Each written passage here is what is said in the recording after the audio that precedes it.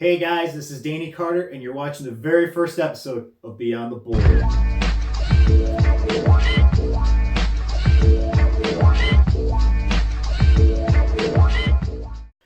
Hey guys, thanks for tuning into the very first episode of Beyond the Board. I'm excited to talk to you about everything from the golden era, from sponsors, videos, pros, shoes, you name it, we're going to cover it.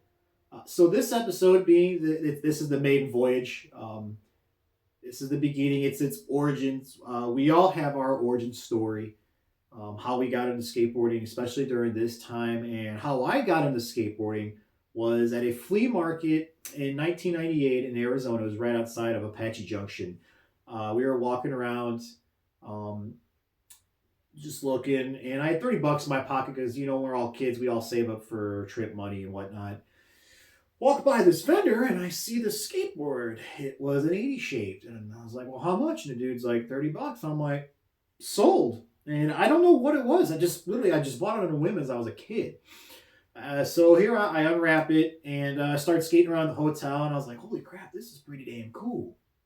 And so my mom was noticing I was taking an interest. But with Illinois being cold and the weather we have, I think she was like, well, we'll see how long this lasts. So we get back from Arizona in about late March, early April. I start picking up again. I was like, oh sweet. I'm looking around. All the neighbor kids are on skateboards. I'm like, oh, this is all right. Cool. Let's go mess around with them. Let's go skate with them. And it was about May and towards the end part of June. That board again, it was a $30 flea market special. It was chipping, just from hitting curbs, learning just how to ride to get your balance. And so my mom went and bought me for my birthday. I don't know if you call it an upgrade, but at the time, kids that weren't too familiar with like the brands. They were just riding X Games boards. I'm like, oh, cool. So I get this black. It was black on the bottom, and it had two orange stripes that met in the middle with a white circle and had the X Games logo, and it was the popsicle. And I was like, didn't know there was a different shape, but cool, okay. So I start learning more and more how to ride a board, and at this time, this was 1998. So I don't want to say I was truly committed to skateboarding. And then, as more and more I got serious, all the kids were riding these boards. And then I get into eighth grade, and I'm a guitar. I've been playing guitar since sixth grade. So, in about 1999, is when, me being a musician, it opened up friendships to guys I still talk to this day. And it just so happened that some of the guys that when I was at school at Clifton were also skateboarders. I'm like, oh, this is cool. I know skateboarders. These guys do what I do.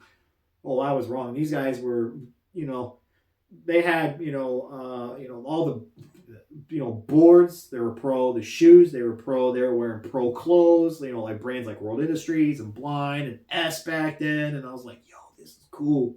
One of my guys was like, hey man, is that an X Game board? I'm like, yeah. And he goes, here. He gives me a CCS catalog. And again, I didn't know what the hell this was. And I was like, oh, okay, cool, whatever.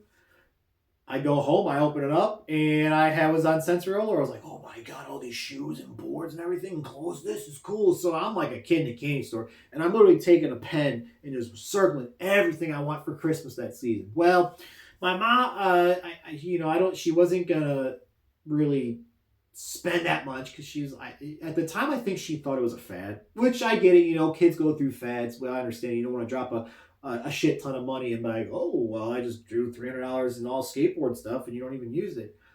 She told me that if you really want it that bad, you're gonna have to earn it. So I was working a summer job. So it was about a year and a half later. It was 2001, and I was starting to talk to a friend of mine, Jeff, and he's like, yeah, man, he goes, if you ever want to buy my board off me, $60, it's pro everything, gently used. I really don't skate anymore. I'm like, all right, cool. I didn't really know what brand it was. The only brand I knew was World Industries. And the reason why I knew about World Industries, because a friend of mine, Alan, he let me borrow his board once my X Game board kind of took a crap. I remember it was a yellow World Industries deck. It was wet boy, or a Flamboy piston on a pair of rollerblades. It was a yellow background.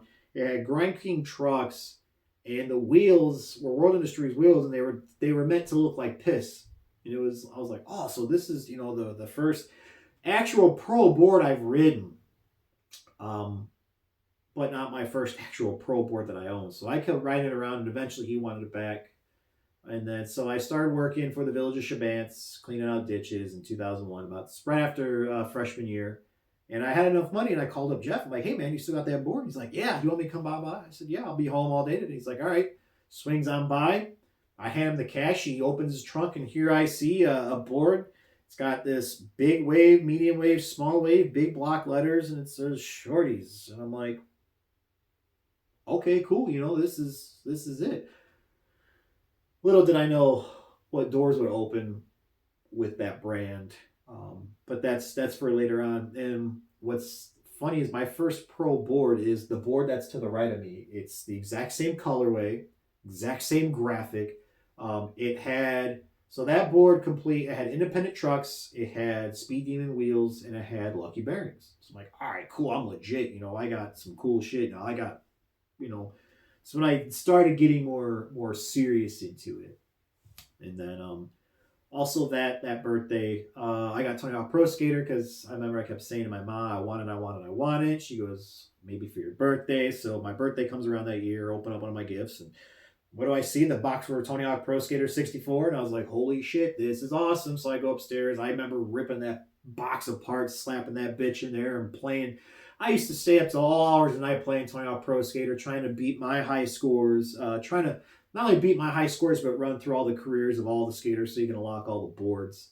Tony Hawk Pro Skater, so that was another push in the right direction, if you want to call it, to get me really knowing into skateboarding, getting my love for skateboarding. It introduced me to pros and brands outside of Tony Hawk, and I see these names. Jeff Raleigh, Elisa Steamer, Jamie Thomas, Rowan Glifberg, Bob Burnquist, Andrew Reynolds, and I see Chad Muska, and I'm like, who's this goofy looking dude? Even though it was blotchy because it was 64-bit graphic, dude had a jersey on. He had a red jersey, a hat backwards, looked like his character had goggles, and he was skating with a backpack. And I'm like, well, this dude looks cool. So I click, and as you go through, I obviously you see their graphics. Um, as I start unlocking more and more boards, I see my graphic, but in a different colorway, and I'm like, oh my god, this is cool. My board's on Tony Hawk Pro Skater. As a young impersonable kid, shit like that blew your mind. You're like, oh, I must be doing something right. Um, Little did we know that game introduced me to also the Muska silhouette, which is probably, in my opinion, it's the most iconic graphic of all time. I'm sure others will argue that it's in the top 5. It's in the top 10, top 5. But it was the red silhouette graphic is the most, in my opinion, the most iconic graphic of all time. In fact, this board right here is a modern twist done by Primewood LA, and it's a modern Muska with a boombox, gold tail that I picked up at Jerks. It's like I said, it's a modern twist on a classic graphic. One of Chad Muska's more iconic boards. So I want to go back, getting back to Tony Hawk Pro Skating. Just seeing all these boards and all these graphics and beating all these pros. I'm like, oh, well, that's a cool looking graphic. That's a cool looking graphic. Or you talk about spots and, excuse me, one of my favorite levels in that is the opening one, Woodland Hills. Why? Just because that was your first level, and you roll down that channel and you just clear air over that damn half pipe, and you hit the kicker on the other side. You're like, oh my god, this is cool. Again, as a young kid, you're like, this is the coolest fucking thing ever. So thanks to Tony Hawk, which it's this year, 2019 is the 20th anniversary of the game. One of the most iconic games of all time, if you ask me. Tony Hawk Pro Skater. So not only getting my first CCS catalog, but knowing some friends that were skateboarders. But Tony Hawk Pro Skater really gave me that kick in the ass to just catapult really into getting to know skateboarding. So I then also I had a summer job. So I had another summer job. I worked at a racetrack. I ran the souvenir stand. And one day I see this kid walking around. I remember it was a charcoal gray shirt, and it had the weird cartoonic, the Sean Cliver birdhouse writing, and it had a blue monkey smoking a pipe. And I'm like, that's birdhouse. Okay, so that kid must skateboard. So I go to him. I'm like, you skate, man? He's like, yeah. Why? And I tell him, like, I just bought my first pro board. He's like, oh, really? And so we got talking. It was like a 4 or 5 year age difference between me and Casey, but we got talking, and Casey, asked where I live, and I said I live in this little town, Spence, and he's like, you guys got a skate shop? I'm like, there, and I was like, there's such thing as skate shops? He's like, yeah, man, we got one in Joliet called Jarrett's. It's cool as hell. You gotta come sometime. So with that summer job, I've saved up about I think it was about 80, $100 I put away. So I'm like, oh, I'm gonna go to this Jarrett's and I'm gonna go hog wild. So I drive up to, well, my mom takes me up to Joliet. It was my sophomore year of high school. When I came back to Reed Custer, and I walked through the shop. I can tell you this right now. The first Jarrett shop, the one that's on Jefferson, I can remember clear as day what that shop looked like. So you park in the parking lot up front. You see the banners, the stickers all over the damn window. And you walk in, and the first thing you see is a ghetto-ass 7-Up machine. And on top of that, a wall of friggin' backpacks. I'm talking Element, World Industries, Birdhouse, Shorties. And I'm like, holy shit. And as I'm just in awe of everything that this shop has. This is the exact layout of Jarrett's. I'm positive this is it word for, or just like painting the picture. You walk in, you see that ghetto ass 7-Up machine. To the bottom right was a crate that had clearance shoes. They had a TV mounted. It was a tube TV. I think they might have put something in the wall to where old skate videos were playing. Or the TV was on top of the 7-Up machine. And then of course you had the backpacks. That back wall, you had clothes. And then so you hang a left, and there's the glass counter. There's two of them. There's a shorter one that had stickers, and there's the longer one with trucks, wheels, bearings, hardware. You name it, they had it. And of course, obviously behind was the grip tape. And as you're walking down that store, to the left is the wall of shoes. And my God, I was just like, those are what skate shoes look like. Like, I was blown away. I was seeing shoes like the original D3, the Josh Kalis's, shit like that, the Lynx. And I'm just like, I never knew what a skate shoe looked like. Just, you see the little 16-bit on the guys on Tony Hawk Pro Skater, but you're just like, yeah, whatever. But I've never seen what a skate shoe looked like. And so here I am, just like jaw dropped, tongue out, like whole as a 15-year-old kid. I'm just like, holy shit. And in the back was the wall of boards. And right before you get to the wall of boards, so let me go back to the shoe area. So they had the wall of shoes. They had some shoes that were, I guess you could say, marked down but not clearance. They were in the middle, all boxed up. And then just as you walk back, there's all the decks. And you're just like, which one do I choose? And me not knowing any better because of Tony Hawk Pro Skater and Shorty's being my first brand, my first board that I actually bought after this one broke was the red Muska Silhouette, just because it was like, again, I was getting more and more into it now, but I was like, you know what? Shorty's is my brand. That'll be my first deck that I'll pick up. But that was a couple trips later on. This trip was just, like I said, $100. I needed some shoes.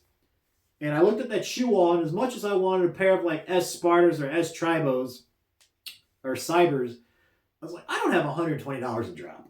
So I go and I look at the clearance shoes because I wanted to get some clothes that day too, which at the time Jarrett's had a shit ton of Shorties apparel. Shit ton. I'm talking hoodies, sweatshirt or hoodies, crew necks, long sleeve, short sleeve tees, backpacks, pants, hats, beanies, you name it. That store slung out a lot of Shorty's products back then. So I get to the clearance shoes. I really didn't see anything that caught my eye, but there was one shoe that I tried on. It felt pretty good. It was $55. I'm like, all right, I could still have $45 left to get maybe a shirt or two. So I put it on and I was like, all right, cool. I guess that'll be my first shoe. So little did I know the history behind this shoe, but my first actual skateboard shoe I bought from Jerix was the SXL, all black. It was basic, but it skated pretty damn good. A lot of the iconic, well, Tom Penny was one of the more notorious ones for making this shoe famous. But this shoe, it's not like today's skate shoes where they're flimsy. There's not much thought behind it. This thing is triple stitched around the toe cap. It's got a double panel. It's got a reinforced ollie area. So the only thing you really got to worry, it sucks is, when repeating ollies and tricks, you're going to snap your laces. A lot of times you just get extra laces or you just tie it off here. Who cares? But what I really loved about the SXL was the super puffy ass tongue. I was like, oh, these were comfy. To me, it felt like putting my foot in a pillow or in a cloud. And so I picked up and I was like, all right, well, these are it. So I go into the shop and I was like, I picked out 2 shorty shirts and I think I had like $5 left to spend. So I was like, all right, well, I think I'm good for now. And so that was my first trip and first ever pro pair of shoes. That I bought. So I just want to go getting back to the Chad Muska. Actually, we see this board right here. This board right here, so you can see it's a reissue from I think it was 2014. It's the same graphic, the skate block. This right here is the original Muska setup, and I'm talking everything from the Black Magic grip tape to the Shorty Silverados hardware that are in the back. I've even got a set of Fury trucks, which he rode for Fury. If you know anything about Fury trucks, they had a heavy-ass squad back in the day. We'll talk about Fury and Blitz distribution in the coming episodes, but damn, that squad was heavy. So, I mean, it's got Fury trucks, it's got Black Panther bearings, and it's got Ghetto Child wheels, which it was Ghetto Child, that was Muska. That was Muska's company, but he also had 2 homies, Sean Sheffy and Tom Penny, riding for him. Those were the original 3. Which I actually have, oddly enough, digging through, and I actually have an original Ghetto Child ad with those 3 on it. So, what's funny is this picture right here of Muska's wheel is one of my homies' Instagram, Golden Air Collector. What's up, Malcolm? This is his actual profile picture. So, yeah, Muska's. I used to wear a lot of Muska's brand. I didn't have any TSA because that shoe was just a little expensive. But you can ask my friends from back in the day. I used to wear a lot of shorty shit. I had, like I said, I had cut off tees, short sleeve tees, long sleeve tees. I had hoodies, I had hats, I had beanies. I actually even had a pair of Muska's 902s, the Circuit 902s. They were black, and then in the smaller parts of the shoe, they were faded black in the white or white in the black. I forgot, but they had the stash pocket in them. So. I got those a couple years later as I got more heavy in skateboarding at a skate shop right outside of Apache Junction. So Muska, like I said, doesn't do much now. I still follow the fuck out of him on Instagram. In fact, I'll post up a screenshot. He actually gave me a shout out on his Instagram because he put up something. I think people were sending tributes to them when they were younger.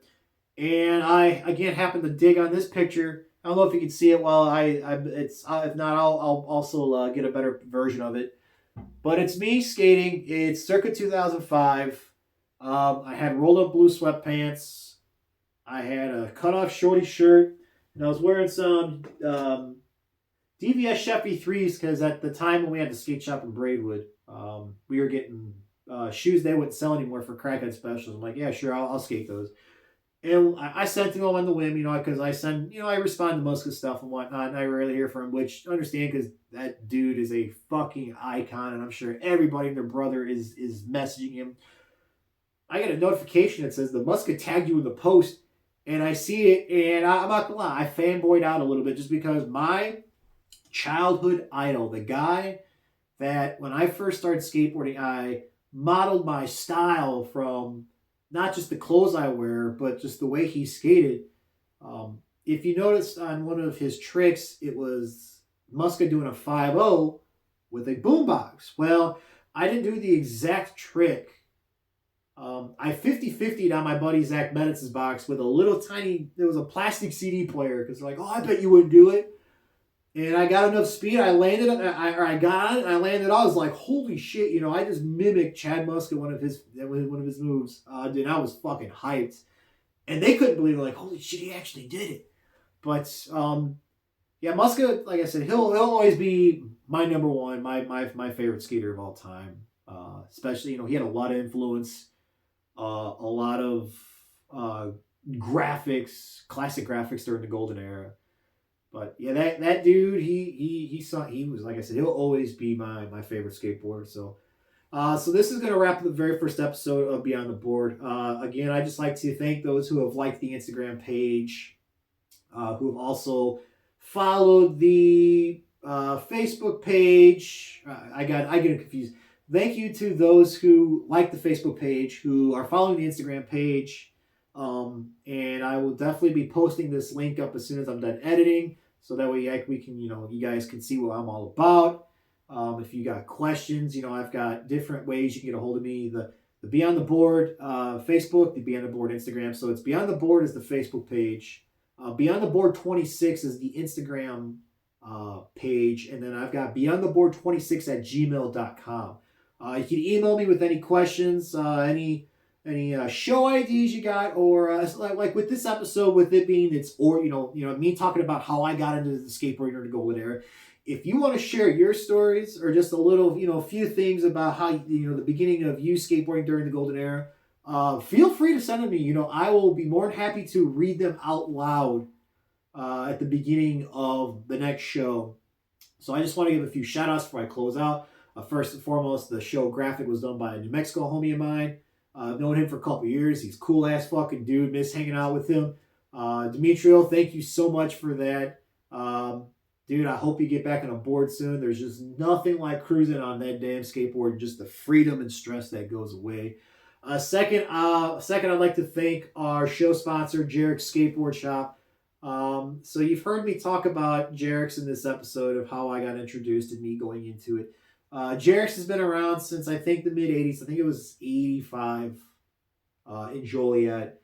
Not only do I like to support the local shop just because, when you go to a shop, if you got questions about product, they're going to know it because it's not only owned by skateboarders, but you got skateboarders that work there. Jarek's, anytime I've had a question, I've always got the right answers. It's a shop that I believe in. They do lessons for the up-and-coming kids that want to learn. It's just an all-around good shop that gives good-ass vibes and supports the skateboarding community.